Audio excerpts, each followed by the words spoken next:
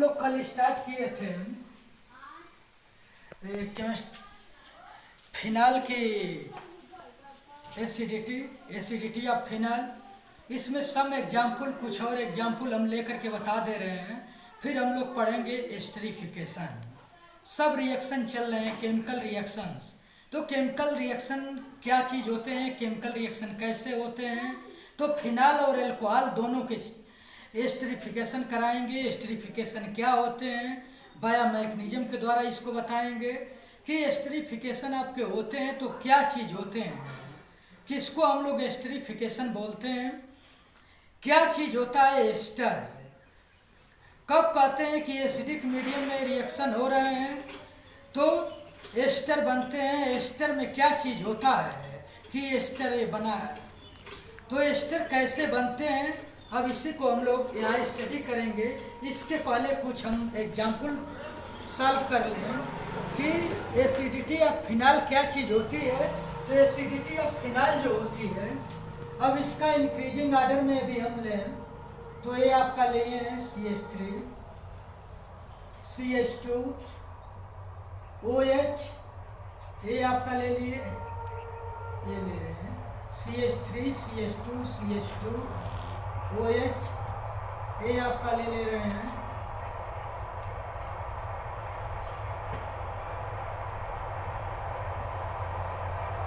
OH, NO3 NO2 यहाँ पे, फिर बेंजीन पे OH लगा करके ऐसे ले रहे हैं। एक फिनाल के साथ नाइट्रो ग्रुप जो है 4 पोजीशन पे जुड़ा है, ये ले रहे हैं। एक आपका हो जाएगा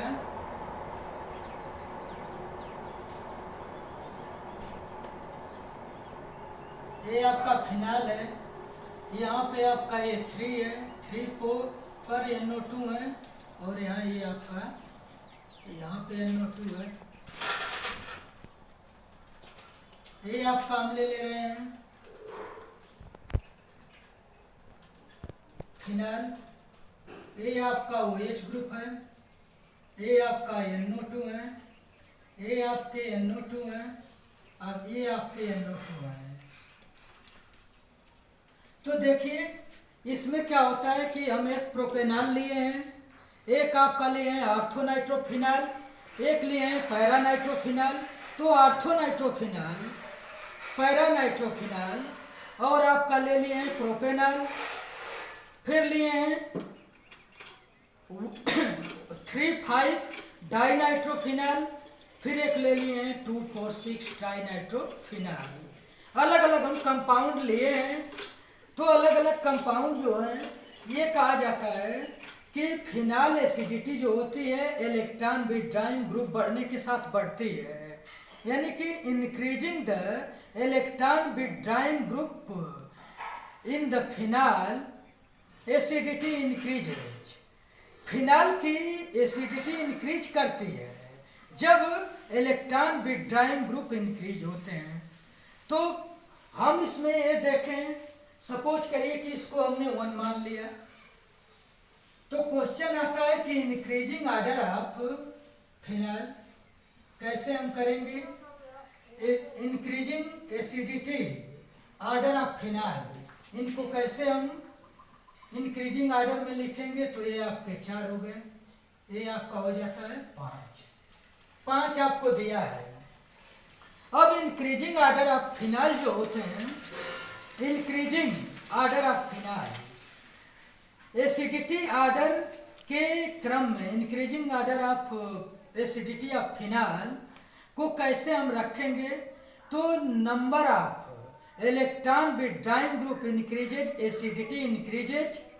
तो number of phenol group increase कैसे हो रहे हैं देखिए। अब इसमें जो होगा 5th की सबसे ज्यादा होगी, सबसे ज्यादा आपका होगा 5th, ये आपका जो होगा सबसे ज्यादा होगा 5th। उसके बाद क्या होता है 4 होते हैं,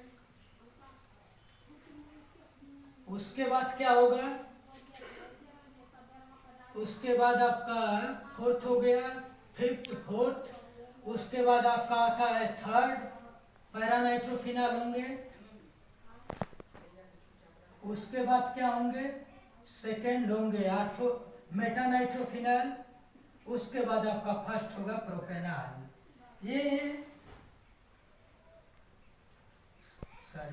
increasing order of acidity, increasing order of acidity है। एसिडिटी के बढ़ते क्रम में है। Number of electron withdrawing group increases, इस पे हमने एग्जाम्पल लिया है कि number of electron withdrawing group increase in the phenol, acidity increases. जितना ही अधिक से अधिक इलेक्ट्रॉन विथड्राइंग ग्रुप इंक्रीज होंगे, इनकी एसिडिक स्ट्रेंथ जो होगी इंक्रीज करेगी।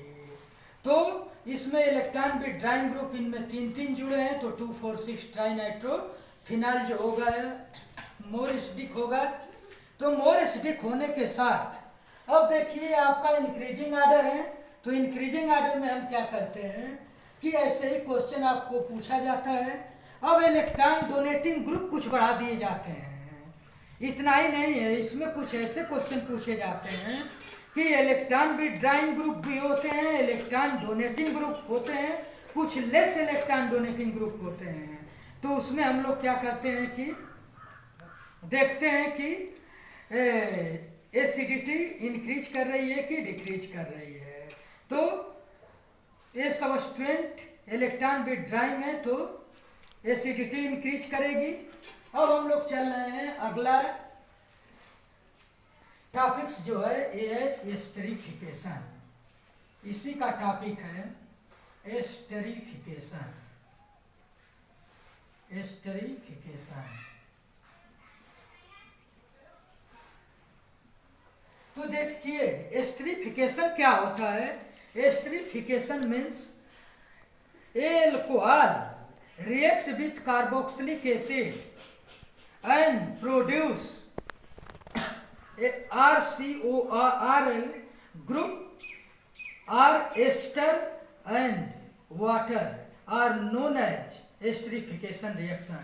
Esterification reaction in presence of a catalyst or in presence of a acidic medium. Esterification reaction जो होते हैं ये एसिडिक मीडियम में वर्क करते हैं। एस्टरिफिकेशन का अर्थ ये होता है कि जब एल्कोहल और एसिड कार्बोक्सिलिक एसिड आपस में अभिक्रिया करते हैं, जब एल्कोहल और कार्बोक्सिलिक एसिड आपस में अभिक्रिया करते हैं तो एस्टर बनते हैं और वाटर मॉलिक्यूल जो होते हैं रिलीज हो जाते हैं। इस प्रोसेस को हम लोग एस्टरिफिकेशन कहते हैं। तो एस्टरिफिकेशन में हम लोग सिंपल रिएक्शन लेते हैं। एल्कोहल और फिनॉल दोनों का हम लेंगे, एल्कोहल और फिनॉल दोनों का एस्टरिफिकेशन लेंगे। तो एल्कोहल और फिनॉल जब कार्बोक्सिलिक एसिड से रिएक्ट होते हैं in presence of acid to produce ester and water are known as esterification reaction. तो एस्टरिफिकेशन रिएक्शन जो होते हैं ये किस में होते हैं, तो ये एसिडिक मीडियम में होते हैं।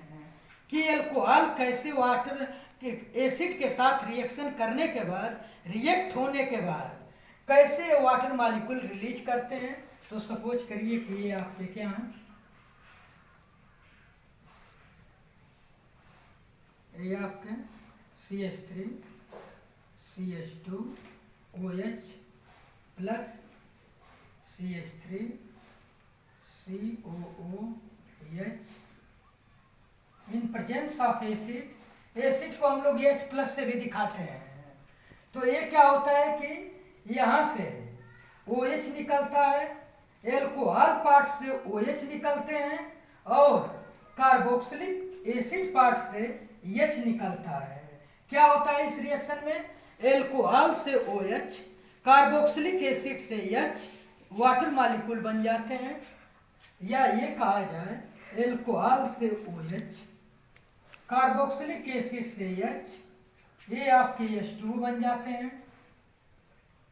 या ये कहा जाए एल्कोहल से OH, कार्बोक्सिलिक एसिड से H, वाटर मॉलिक्यूल बन जाते हैं। या ये कहा जाए एल्कोहल से OH, कार्बोक्सिलिक एसिड से H, वाटर मॉलिक्यूल बन जाते हैं। या ये कहा जाए एल्कोहल से OH, कार्बोक्सिलिक एसिड से H, ये आपके H2 बन जाते हैं। प्लस जो पार्ट होते हैं सीधे इनको जोड़ दीजिए, तो क्या बचते हैं CH3 COO CH2 CH3। इसका नाम होता है एथिल एसीटेट। इसका नाम एथिल एसीटेट। एस्टर को हम लोग जनरली एसीटेट बोलते हैं, एथिल एसीटेट, यानी कि एल्कोहल और फिनाल, एल्कोहल हो या फिनाल हो, बोथ रिएक्ट होते हैं carboxylic acid to produce ester. इसी को हम लोग एस्टर बोलते हैं। एथिल एसीटेट जो होते हैं ये क्या होते हैं आपके, एस्टर होते हैं। एथिल एसीटेट, एथिल एसीटेट जो होते हैं ये क्या चीज है, एस्टर हैं। एथिल एसीटेट एस्टर होते हैं। तो एथिल एसीटेट जो है एस्टर हैं। एक रिएक्शन जो होते हैं किसमें होते हैं, प्रेजेंस ऑफ एसिडिक मीडियम, इसीलिए H+ लिखा गया है यहाँ पे। अब हम क्या करेंगे कि मैकेनिज्म ऑफ एस्टरिफिकेशन, कैसे हम इसका मैकेनिज्म लेंगे, कैसे मैकेनिज्म से ये पता चलेगा कि कौन पार्ट किस पे जाकर के अटैक कर रहा है। Mechanism of esterification, esterification. तो मैकेनिज्म कैसे इसका हम लेते हैं, मैकेनिज्म ऑफ एस्टरिफिकेशन। मैकेनिज्म क्या, अब जो एल्कोहल पार्ट होते हैं इनमें से हम क्या करते हैं कि फिनॉक्साइड आयन क्रिएट करते हैं, सॉरी एल्कोक्साइड आयन क्रिएट करते हैं। तो एल्कोहल से एक H रिमूव कर देने के बाद alcohol part 1 hydrogen remove, alcohol is acidic in nature, alcohol acidic in nature and forms the alkoxide ion, alkoxide ion as a nucleophile, alkoxide ion as a nucleophile and attack to the carbonyl carbon of the carboxylic acid, attack to the carbonyl carbon of the carboxylic acid and produce the ester। means ये कहा जाए कि इससे एक H निकाल देने के बाद एल्कोहल जो होते हैं वो क्या होते हैं, एल्कोक्साइड आयन देते हैं। तो जिसपे इलेक्ट्रॉन डेंसिटी इंक्रीज होती है उसको हम लोग बोलते हैं कि न्यूक्लियोफाइल होते हैं। और जो कार्बन इलेक्ट्रोफाइल है वो कार्बोक्सिलिक एसिड का कार्बोनिल समूह C+O OH। तो C+O ग्रुप जो है ये जो है कार्बन एटम इलेक्ट्रोफाइल है। तो न्यूक्लियोफाइल कैसे अटैक करता है, न्यूक्लियोफाइल ऐसे अटैक करता है कि एल्कोक्साइड आयन बनते हैं। अब एल्कोक्साइड आयन जाकर के उस पर अटैक करते हैं। अटैक करने के बाद क्या होता है कि आपके एस्टर प्रोड्यूस होते हैं। ये रिएक्शन कैसे होते हैं, बायो मैकेनिज्म से इसको देखिए ये कैसे रिएक्शन होते हैं। तो एस्टरिफिकेशन जो था, अब इसको मैकेनिज्म के द्वारा हम समझाएंगे कि एस्टरिफिकेशन क्या चीज होते हैं, कैसे रिएक्शन मूव करती है। तो इस रिएक्शन को मूव कराने के लिए एसिड की जरूरत क्यों पड़ती है।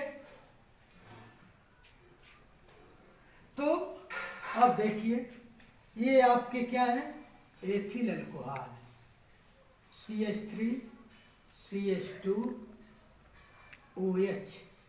ये आपके क्या होते हैं कि एथिल अल्कोहल क्या बनाते हैं, H+ जब निकालते हैं तो ये बना लेते हैं CH3 CH2 O-। इसको बोला जाता है एल्कोक्साइड। ये आपके एल्कोक्साइड होते हैं। अब ये alkoxide ions act as a nucleophile. Alkoxide ion जो होते हैं ये act as a nucleophile. Alkoxide ion act करते हैं कैसे, न्यूक्लियोफाइल। न्यूक्लियोफिलिक सेंटर आर दो centre which electron density increases on the